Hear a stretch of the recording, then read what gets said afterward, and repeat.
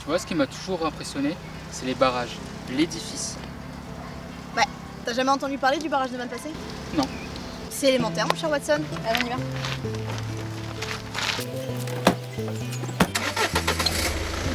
« 2 décembre 1959, 21h13.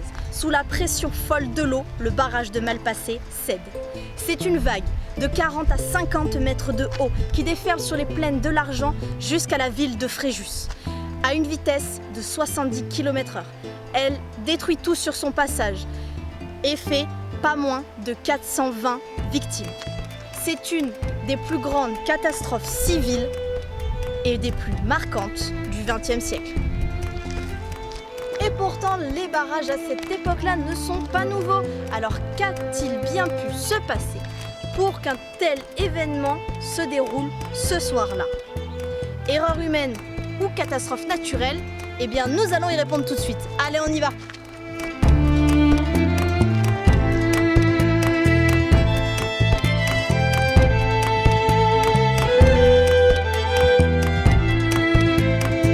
Alors d'abord, Malpasset c'est où? Eh bien c'est dans la belle ville de Fréjus. Et oui, car le barrage est construit sur le Réran, un affluent de l'Argent. Alimenter Fréjus en eau est un problème qui préoccupe sa population depuis bien longtemps, car il n'existe aucune source exploitable à proximité. Nos amis les Romains avaient déjà tenté d'y remédier avec un aqueduc de plus de 40 km de long pour aller capter les eaux vauclusiennes. Ils sont fous ces Romains. Le projet est alors accepté d'un barrage à Malpasset en 1946 et les travaux vont pouvoir débuter avec un certain André Coyne, spécialiste des barrages voûtes à cette époque. Et alors spécialiste, c'est peu dire, parce qu'il a à son actif à ce moment-là plus de 70 barrages dans 14 pays différents. Mais revenons un peu à notre barrage. Eh bien c'est un barrage en voûte très mince qui fait entre 1,50 m et 6,80 m d'épaisseur et 222 mètres de long au niveau des crêtes. Pour un barrage de cette ampleur, il faut une roche très résistante, ce qui n'est malheureusement pas le cas ici. Le barrage est mis en fonction en octobre 1954. 5 ans après, le barrage cède. Pour comprendre ce qui a bien pu se passer cette nuit-là, il faut déjà connaître les conditions de cette journée si marquante. Alors, tout bon provençal le sait, quand il pleut ici, ça rigole pas. Et durant la deuxième quinzaine de novembre, de très fortes pluies s'abattent sur la région, dont 130 mm qui vont tomber pendant les 24 heures précédant la rupture. Ça en fait de l'eau. Malgré la montée rapide et inquiétante des eaux, on n'ouvre pas le barrage. Pourquoi? Eh bien parce que juste en contrebas, l'A8 est en construction et on a peur pour les travaux.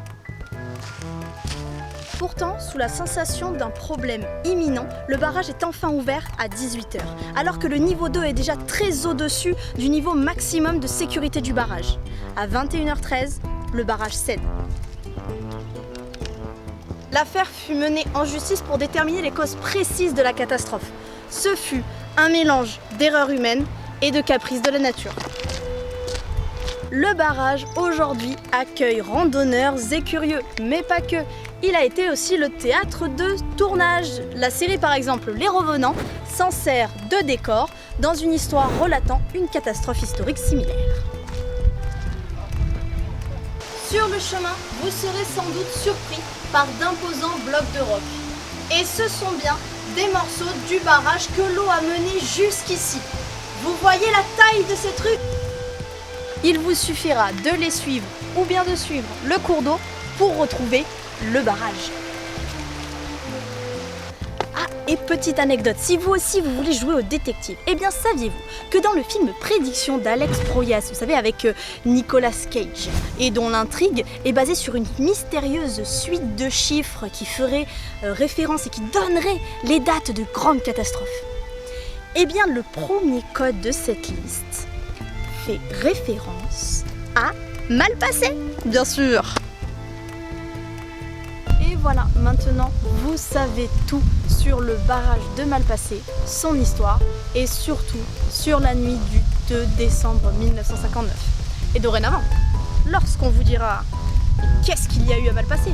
Eh bien, vous pourrez répondre « Élémentaire, mon cher Watson !»